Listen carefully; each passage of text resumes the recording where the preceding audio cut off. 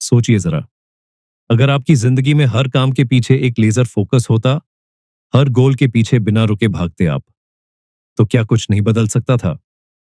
लेकिन सच यही है ना, आज हम सबका सबसे बड़ा दुश्मन सिर्फ डिस्ट्रैक्शंस हैं। व्हाट्सएप, इंस्टाग्राम, नेटफ्लिक्स, छोटे छोटे काम, लोगों की बातें। सारा दिन चला जाता है और फिर रात में गिल्ट से भर जाते हैं। पर रुको, आज हम इसी का इलाज ढूंढेंगे। आज हम सीखेंगे master the art of focus, एक ऐसी किताब से जो आपको सिखाएगी कि कैसे अपने दिमाग को अपनी मुट्ठी में लो, कैसे अपने सपनों के पीछे बिना डगमगाए दौड़ो और कैसे उस इंसान में बदलो जो आप हमेशा बनना चाहते थे। तो चलिए शुरू करते हैं अपने अंदर का फोकस चैंपियन जगाने का सफर। सोचिए, अगर आप तीरंदाजी कर रहे हो, आपके हाथ में एक दमदार तीर है, आपके सामने निशाना भी है, लेकिन अगर आपकी आंख हर जगह घूमती रहे, कभी मैदान की भीड़ देख रहे हो, कभी बादल, कभी तितलियां, तो क्या आप कभी अपने निशाने पर तीर मार पाओगे? यही तो होता है जब हमारा फोकस नहीं होता। फोकस का मतलब सिर्फ ये नहीं कि आप किसी एक काम में बिजी हो। फोकस का असली मतलब है अपने दिमाग की पूरी शक्ति एक ही दिशा में बहाना। जैसे नदी का पानी, अगर उसे खुला छोड़ दिया जाए तो वो हर तरफ फैल जाएगा, लेकिन अगर आप उसे एक संकीर्ण पाइप में डाल दो तो वो इतनी ताकतवर बन जाती है कि पत्थर तक काट सकती है। फोकस वही ताकत है। हमारा दिमाग एक अद्भुत मशीन है, लेकिन इसका एक पुराना प्रोग्राम है। जो नया दिखे उस पर ध्यान दो। कभी सोचा है क्यों? क्योंकि प्राचीन काल में नए बदलाव सर्वाइवल के लिए जरूरी थे। जैसे अचानक झाड़ियों में से आवाज आए तो जानवर हो सकता था। इसलिए हमारा दिमाग हर नई चीज पर तेजी से ध्यान देने के लिए बना है। लेकिन आज के जमाने में ये आदत हमारे खिलाफ काम कर रही है। हर नया नोटिफिकेशन, हर नया मैसेज, हर ट्रेंडिंग वीडियो, ये सब हमारा फोकस चुरा लेते हैं। यानी फोकस तब आता है जब आप जानबूझकर अपने ध्यान को किसी एक मीनिंगफुल काम पर टिकाते हो, बिना बहकने, बिना बिखरने। आपने स्टीव जॉब्स का नाम सुना ही होगा। वो कहते थे, फोकस का असली मतलब है नो कहना सैकड़ों अच्छी चीजों को, ताकि आप कुछ बेहद महान चीजों पर यस कह सको। एप्पल को एक कंपनी से दुनिया का सबसे बड़ा ब्रांड बनाने के पीछे स्टीव जॉब्स का लेजर फोकस था। जब वो दोबारा एप्पल लौटे तो उसने 300 से ज्यादा प्रोजेक्ट्स को कैंसिल कर दिया। सिर्फ 4 चीजों पर पूरा ध्यान लगाया, मैकबुक, आईपॉड, आईफोन और आईपैड। यही है फोकस की ताकत। यहां लेखक ने कुछ एक्शनेबल स्टेप्स दिए हैं, जैसे कोट, हर दिन एक मेन टास्क तय करो। सुबह उठते ही खुद से पूछो, आज का सबसे जरूरी काम क्या है, और फिर वही काम सबसे पहले करो, चाहे कुछ भी हो जाए। 2, फोकस रिचुअल बनाओ। काम शुरू करने से पहले 2 मिनट आंखें बंद करके सोचो, आज मैं किस मिशन पर हूं। 3, मल्टीटास्किंग छोड़ो। मल्टीटास्किंग एक मिथ है। स्टडीज कहती हैं, जो लोग एक साथ कई काम करते हैं, उनका दिमाग हर काम में औसत से नीचे परफॉर्म करता है। बस एक काम पकड़ो और तब तक छोड़ो मत जब तक खत्म ना हो। जब आप किसी एक काम में पूरी तरह डूब जाते हो, तो दिमाग अल्फा ब्रेन वेव्स प्रोड्यूस करता है। ये वही वेव्स है जो आपको क्रिएटिविटी, क्लैरिटी और काल्मनेस देती है। यानी फोकस से सिर्फ काम अच्छा नहीं होता, आपका पूरा दिमाग भी सुपरचार्ज हो जाता है। अगर फोकस इतनी बड़ी ताकत है, तो फिर हम अपने सबसे जरूरी काम करते वक्त सबसे ज्यादा क्यों डिस्ट्रैक्ट हो जाते हैं? क्या इसका कोई मानसिक कारण है? और सबसे जरूरी, डिस्ट्रैक्शंस को आखिरकार कैसे जीते? इसका जवाब मिलेगा अगले चैप्टर में। तो जुड़े रहिए, क्योंकि असली लड़ाई अब शुरू होने वाली है, और असली जीत भी। अब एक सवाल खुद से पूछिए, क्या आपने कभी पूरे मन से सोचा था कि आज पूरा दिन जमकर काम करूंगा, और फिर अचानक व्हाट्सएप खुल गया, इंस्टाग्राम स्क्रॉल होने लगा, फिर एक यूट्यूब वीडियो, फिर दूसरा, और फिर रात हो गई? अगर हाँ, तो आप अकेले नहीं हो। लेखक कहते हैं, ध्यान का भटकना कोई बुरी बात नहीं है, यह सिर्फ आपकी आदत है। यानी डिस्ट्रैक्शन एक मॉन्स्टर नहीं है, वो बस आपके दिमाग की एक पुरानी आदत है जिसे बदला जा सकता है। जब भी कोई नया नोटिफिकेशन आता है, हमारे दिमाग में डोपामिन का एक छोटा सा एक्सप्लोजन होता है। ये वही केमिकल है जो हमें खुशी और एक्साइटमेंट का एहसास कराता है। हर लाइक, हर कमेंट, हर मैसेज हमें एक छोटा और रिवॉर्ड महसूस कराता है और धीरे धीरे हमारा दिमाग इस इंस्टेंट रिवॉर्ड का एडिक्ट बन जाता है। रिजल्ट, हम जरूरी काम को छोड़कर भी बार बार मोबाइल की तरफ खींचते हैं, जैसे मधुमक्खियां शहद की तरफ। डिस्ट्रैक्शन को मारने का तरीका ये नहीं कि सब कुछ बंद कर दो, बल्कि सही स्ट्रैटेजी से उसे कंट्रोल करना है। स्ट्रैटेजी बीइंग, प्रलोभन को खत्म करें। काम करते वक्त मोबाइल को साइलेंट मोड या एयरप्लेन मोड पर डाल दो। सोशल मीडिया ऐप से सारे नॉन एसेंशियल नोटिफिकेशंस बंद कर दो। लैपटॉप पीसी पर वेबसाइट ब्लॉकर जैसे टूल्स लगाओ, जैसे stay focused, freedom app. Strategy 2, work की जगह का डिजाइन। अपने काम करने की जगह को डिस्ट्रैक्शन फ्री बनाओ। सिर्फ वही चीजें टेबल पर रखो जो काम से जुड़ी है, बाकी सब हटाओ। थॉमस एडिसन जब कोई नया इन्वेंशन बनाते थे तो अपनी लैब में खुद को घंटों बंद कर लेते थे। ना कोई फोन, ना कोई विजिटर्स, सिर्फ काम। Strategy 3, time blocking. अपने दिन के स्केड्यूल में स्पेसिफिक स्लॉट्स सेट करो, जैसे सुबह 10 बजे से दोपहर 12 बजे सिर्फ पढ़ाई, शाम 4 बजे से 6 बजे शाम कोई और काम, जैसे वर्कआउट। उस टाइम पर सिर्फ वही काम करो, बाकी कुछ नहीं। माइंडफुल पॉजेस लो, जानबूझकर। हर 60 से 90 मिनट बाद 5 मिनट के लिए आंखें बंद करो, गहरी सांस लो। खुद से पूछो, क्या मैं अभी भी वही कर रहा हूं जो मैंने तय किया था? ये छोटा सा सेल्फ चेक आपके दिमाग को रीसेट कर देगा।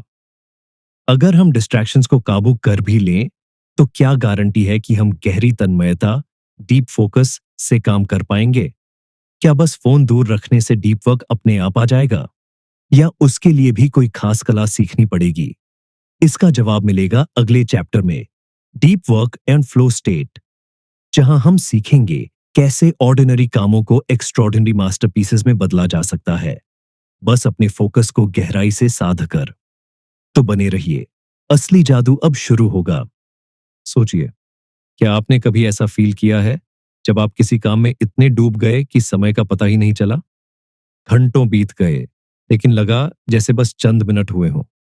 आपका दिमाग तेज चल रहा था, हाथ अपने आप काम कर रहे थे और आपको कोई थकान भी महसूस नहीं हो रही थी। अगर हाँ, तो बधाई हो, आपने जिंदगी में फ्लो स्टेट को छू लिया है। और जब आप डीप वर्क और फ्लो को मास्टर कर लेते हो, तभी आप अपनी असली पोटेंशियल अनलॉक कर सकते हो।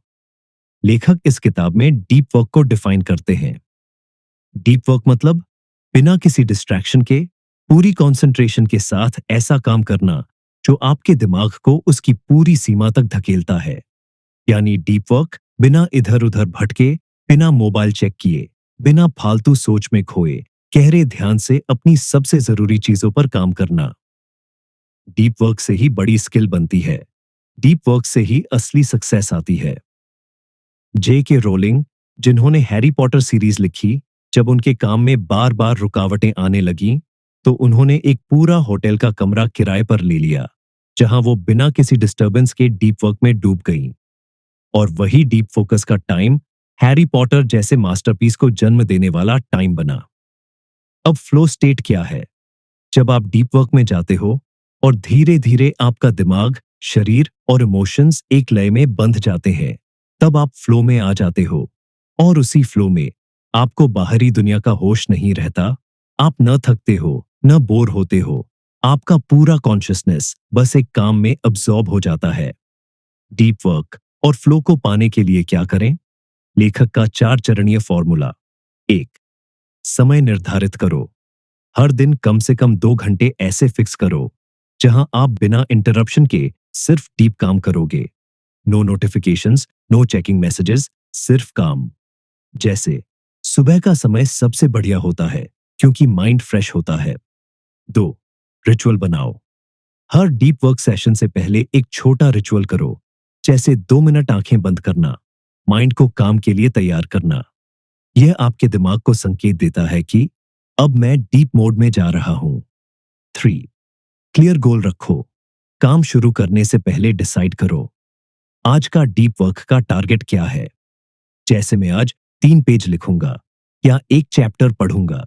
2 घंटे में कोडिंग का एक मॉड्यूल खत्म करूंगा। क्लैरिटी से दिमाग कॉन्फ्यूजन से बचता है और फ्लो में जल्दी जाता है। 4. डिस्ट्रैक्शन प्रूफ एनवायरनमेंट बनाओ, मोबाइल दूर रखो या एयरप्लेन मोड पर डालो। ब्राउजर में डिस्ट्रैक्शन ब्लॉकर्स लगाओ। आसपास नॉइज फ्री या लाइट इंस्ट्रूमेंटल म्यूजिक चलाओ। जब आप फ्लो में होते हो तो दिमाग में डोपामीन और एंडोर्फिन्स का फ्लड आ जाता है। आप न सिर्फ बेहतर परफॉर्म करते हो बल्कि अंदर से खुशी भी महसूस करते हो। फ्लो बार बार प्रैक्टिस करने से इजियर और नेचुरल बनता है। Flow is the secret weapon of champions. चाहे वो माइकल जॉर्डन हो, एलन मस्क या कोई टॉप आर्टिस्ट, सभी ने डीप वर्क और फ्लो को मास्टर किया है। अगर डीप वर्क और फ्लो इतनी ताकतवर चीजें हैं तो फिर हम बड़े बड़े गोल्स को अचीव करने में अक्सर फेल क्यों हो जाते हैं? क्या बड़ी एम्बिशंस अपने आप रियलिटी बनती है या उन्हें छोटे छोटे हिस्सों में तोड़कर स्मार्ट तरीके से हैंडल करना पड़ता है? इसका जवाब मिलेगा अगले चैप्टर में। गोल्स को स्मॉल टारगेट्स में कैसे तोड़े, जहां हम सीखेंगे बड़े सपनों को छोटे एक्शनेबल स्टेप्स में कैसे बदले ताकि हर दिन एक नई जीत मिले। तो जुड़े रहिए क्योंकि अब हम अपना सपना सच में पकड़ने वाले हैं। चलो एक छोटा सा खेल खेलते हैं। मान लीजिए आपको एक पहाड़ के ऊपर चढ़ना है। ऊपर से देखने में पहाड़ बहुत डरावना लगता है ना? अब सोचिए, अगर आप एकदम से उस पहाड़ की चोटी तक कूदने की कोशिश करें तो क्या होगा? आप गिर सकते हो, हार सकते हो या फिर कोशिश ही छोड़ सकते हो। लेकिन अगर आप पहाड़ को छोटे छोटे टुकड़ों में बांट दें, जैसे पहले एक पेड़ तक चलना, फिर एक पत्थर तक पहुंचना, फिर एक मोड़ तक पहुंचना, तो हर छोटा कदम आपको बड़ी चोटी के और नजदीक ले जाएगा। यही फॉर्मूला हमें अपने गोल्स के साथ भी अपनाना है और इसी के बारे में बात करते हैं लेखक इस चैप्टर में। जब हम बड़े बड़े गोल्स सेट करते हैं, जैसे मुझे आईएएस बनना है, मुझे 6 महीने में 10 किलो वजन घटाना है, मुझे बिजनेस में करोड़ों कमाने हैं, तो शुरुआत में एक्साइटमेंट बहुत होती है। लेकिन जैसे जैसे दिन बीतते हैं हमें लगने लगता है कि ये गोल बहुत बड़ा है, मुश्किल है और फिर हम हार मान लेते हैं। प्रॉब्लम ये नहीं कि हमारा सपना गलत है, प्रॉब्लम यह है कि हमने उसे सही तरीके से डिवाइड नहीं किया। जब कोई इंसान पहली बार मैराथन 22 किलोमीटर दौड़ भागता है तो वो सोचकर नहीं दौड़ता कि मुझे 22 किलोमीटर भागना है। वो सोचता है पहले अगले 2 किलोमीटर तक स्टेडी रहूंगा, फिर अगले 2 किलोमीटर, फिर अगले 5 किलोमीटर। स्मॉल माइलस्टोन्स बनाने से दिमाग भारी नहीं होता बल्कि हर छोटे स्टेप पर मोटिवेशन बढ़ती है। लेखक का 3 स्टेप गोल ब्रेकडाउन फॉर्मूला। स्टेप 1, गोल को एक्शनेबल बनाए। बड़ा गोल क्लियर एक्शन, जैसे गोल मुझे किताब लिखनी है। एक्शन, हर दिन 500 शब्द लिखूंगा। रिजल्ट क्या होगा? अब गोल एक डरावना सपना नहीं बल्कि एक रोज का छोटा काम बन गया। Step 2, time bound micro targets set करें। हर टारगेट के लिए डेडलाइन तय करो, जैसे अगले 7 दिन में 3500 शब्द लिखने हैं, 1 महीने में किताब का पहला ड्राफ्ट तैयार करना है। टाइम बाउंड करने से दिमाग सीरियसनेस से काम करता है क्योंकि अब उसे पता है कब तक करना है। स्टेप 3, प्रोग्रेस को सेलिब्रेट करें। हर छोटे टारगेट के पूरे होने पर खुद को छोटा रिवॉर्ड दो, जैसे एक चैप्टर लिखने के बाद पसंदीदा कॉफी पियो, 5 किलो वजन घटाने के बाद एक नया कपड़ा खरीदो। छोटे रिवॉर्ड से दिमाग में डोपामिन रिलीज होता है जो आपको आगे और मेहनत करने के लिए इंस्पायर करता है। बड़े सपनों को छोटे एक्शनेबल स्टेप्स में बांटो। हर स्टेप को टाइम बाउंड और मेजरेबल बनाओ। प्रोग्रेस को रिकॉग्नाइज और सेलिब्रेट करना मत भूलो। याद रखो, माउंट एवरेस्ट भी एक एक कदम चलकर ही फतह हुआ था। अगर हम गोल्स को छोटे टारगेट्स में बांट भी लें तो क्या वो ऑटोमेटिकली पूरा हो जाएगा? क्या बस प्लानिंग करना ही काफी है या फिर इसके लिए एक पावरफुल माइंडसेट चाहिए जो मुश्किल समय में भी हमें हार मानने से रोके? इसका जवाब मिलेगा अगले चैप्टर में, माइंडसेट मास्टर करना, फोकस का असली हथियार, जहां हम जानेंगे कैसे स्ट्रॉन्ग माइंडसेट से हम फोकस, कंसिस्टेंसी और जीत की असली ताकत को अनलॉक कर सकते हैं। तो तैयार हो जाइए क्योंकि असली खेल अब शुरू होने वाला है। अब तक हमने सीखा फोकस क्या है, डिस्ट्रैक्शन से कैसे लड़े, डीप वर्क और फ्लो स्टेट कैसे हासिल करें और बड़े गोल्स को छोटे छोटे स्टेप्स में कैसे तोड़ें। लेकिन अब सबसे जरूरी सवाल आता है, जब मुश्किलें आएंगी, जब मन भागेगा, जब सब कुछ छोड़ने का मन करेगा, तब क्या करेंगे? उस समय सिर्फ एक चीज आपको टिकाएगी, आपका माइंडसेट। माइंडसेट ही असली हथियार है जो फोकस को जिंदा रखता है। और बिना सही माइंडसेट के कोई भी सिस्टम, कोई भी प्लान काम नहीं करता। माइंडसेट मास्टर करना क्यों जरूरी है? माइंडसेट आपके सोचने के तरीके का नाम है। कैसे आप चैलेंजेस को देखते हो, कैसे आप फेलियर को हैंडल करते हो, कैसे आप डिस्ट्रैक्शन से लड़ते हो, यह सब आपके माइंडसेट पर निर्भर करता है। लेखक कहते हैं, स्ट्रॉन्ग माइंडसेट वाले लोग फोकस को अपनी ढाल बनाते हैं, कमजोर माइंडसेट वाले लोग डिस्ट्रैक्शंस के सामने हार मान लेते हैं। विराट कोहली जब अपने करियर की शुरुआत में थे, तो कई बार उन्हें फेलियर मिला, लो स्कोर्स, हैवी क्रिटिसिज्म। लेकिन उन्होंने हार नहीं मानी। क्यों? क्योंकि उनका माइंडसेट कहता था, फेलर नहीं अंत है, ये तो फीडबैक है। उन्होंने हर हार से सीखा, हर गलती से खुद को और बेटर बनाया। यही है माइंडसेट की ताकत।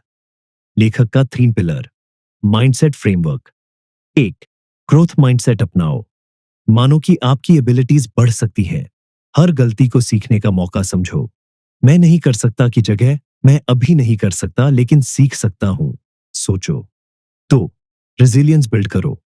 मुश्किलों से डरने की बजाय उनसे लड़ना सीखो। जब सेटबैक आए तो खुद से पूछो, मैं इससे क्या सीख सकता हूं? हर हार को एक लेसन बनाओ, न कि अपने ऊपर बोझ। 3, सेल्फ डिसिप्लिन को रोजाना मजबूत करो। डिसिप्लिन से माइंडसेट मजबूत होता है। रोज छोटी छोटी कमिटमेंट्स निभाओ, चाहे मन हो या ना हो। जब आप खुद से किए वादे निभाते हो, तो आपका सेल्फ ट्रस्ट बढ़ता है। जब आप ग्रोथ माइंडसेट अपनाते हो, तो दिमाग में नए न्यूरल पाथवेज बनते हैं। रेजिलियंस बढ़ाने से इमोशनल स्ट्रेंथ बढ़ती है, जो आपको स्ट्रेस और डिस्ट्रैक्शन से बचाती है। सेल्फ डिसिप्लिन आपके दिमाग को एक एक्शन मोड में शिफ्ट करता है, जहां सोचने से ज्यादा करने पर ध्यान होता है। अब जब आपके पास फोकस की सारी थ्योरी और माइंडसेट का असली फॉर्मूला है, तो असली सवाल यह है, कैसे अब आप इन सबको अपनी जिंदगी में सच में लागू करोगे? कैसे आप अब थ्योरी से एक्शन में जाओगे? कैसे आप फोकस को अपनी दिनचर्या में उतार कर अपनी लाइफ को नेक्स्ट लेवल तक ले जाओगे? इसका जवाब मिलेगा फाइनल चैप्टर में, जहां हम पूरे सफर को एकदम क्लियर एक्शन प्लान में बदलने वाले हैं। तो दोस्तों, फोकस कोई जादू नहीं है, ना ही ये कोई भगवान का वरदान है। फोकस एक स्किल है जो कोई भी सीख सकता है। बस एक छोटी सी कमिटमेंट चाहिए खुद से, कि हर दिन थोड़ा बेहतर बनेंगे, थोड़ा ज्यादा डिसिप्लिन रहेंगे और हर दिन अपने सपनों के थोड़ा और करीब पहुंचेंगे। याद रखो, अगर आज से हर दिन 1% बेहतर हो गए, तो 1 साल बाद आप 37 गुना बेहतर होंगे। तो आज से शुरुआत करो, अपनी डिस्ट्रैक्शंस को हराओ, अपने सपनों को पकड़ो और बन जाओ अपने ही कहानी के असली हीरो। अगर ये वीडियो आपको थोड़ा सा भी फोकस्ड बनने में मदद कर रहा है, तो एक छोटा सा काम कर दो, लाइक करो, कमेंट करो और इस वीडियो को किसी दोस्त के साथ शेयर करो, जो भी आज खुद को भटका हुआ महसूस कर रहा हो। मिलते हैं अगले वीडियो में और तब तक के लिए याद रखो, आपकी कहानी अभी बाकी है। चलो उसे फोकस के साथ लिखते हैं।